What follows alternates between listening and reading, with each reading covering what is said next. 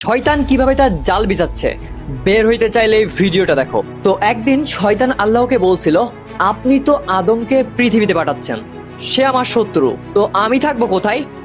তখন আল্লাহ বললেন, নোংরা আবর্জনা, বাথরুম বা বাজারঘাট হলো তোমার বাসস্থান। এরপর ইবলিস বলল, আমার খাদ্য কি? তখন আল্লাহ বললেন, যে খাবার খাওয়ার সময় বিসমিল্লাহ বলা হয় না, ওইটাই তোমার খাবার, তুমি বিসমিল্লাহ বলো তো।